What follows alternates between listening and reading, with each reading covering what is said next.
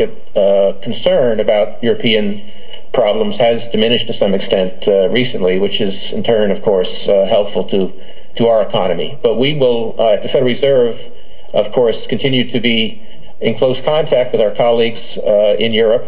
I'm going to Europe for this weekend, and we'll continue to monitor developments and their potential impact for the U.S. economy. Well, I appreciate that, and I think the committee would probably, as a general matter, like to be kept abreast and informed as to your observations regarding their progress. Obviously, a lot of difficulty while they share common currencies and so forth. The differences in fiscal policies in the various countries don't make their ability to resolve these in some sort of united fashion even more difficult, it seems. But I hope your assessment is correct.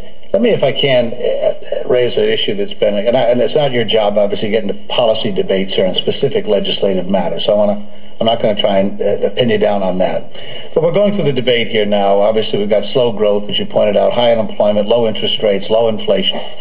And again, obviously, we've got deficits that are mounting. And so the debate back and forth as to where's the balance? How do we strike here? An austerity program, or do we try and stimulate some economic growth in the country at the same time? And how do we do that?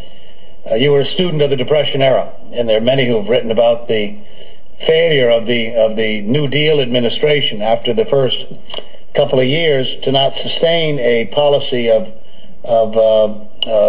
economic growth. In fact, followed an austerity path, if you can, using that language.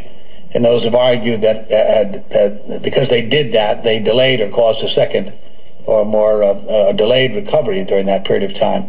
Give us your take on this as a general matter. And again, I'm not asking you to engage in the debate about specific budget requests and the like, but it's stepping back, sort of a macro approach here. What do you advise us in the legislative branch as to how to approach this debate? Because obviously it's tearing us a bit apart up here, and we need to strike some balance in all of this.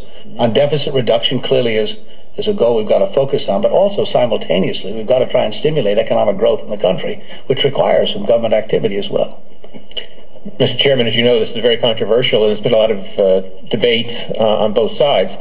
On the one hand, and I'll come back to a kind of recommendation, but on the one hand, you have folks who are focusing on the need for government support in the current economic environment. Obviously, in the United States and many other countries, we have a great deal of excess capacity. Private spending is weak, and so the argument is that additional fiscal support might be helpful to the economy. On the other side, you have people who are concerned about the longer-term deficit situation, are worried that financial markets might respond in an adverse way, or confidence might respond in an adverse way to signals that any government is not committed to long-term fiscal sustainability. So there's some truth to both of those arguments. I think the right way to combine them, if I may, is to think about the entire trajectory of fiscal policy. I do believe that at the current moment that the large deficits, as unattractive as they are important for supporting economic activity, and they were important also in restoring financial stability. And so I think they were justified in that respect. And I would be reluctant to withdraw that support too precipitously in the near term. At the same time, to maintain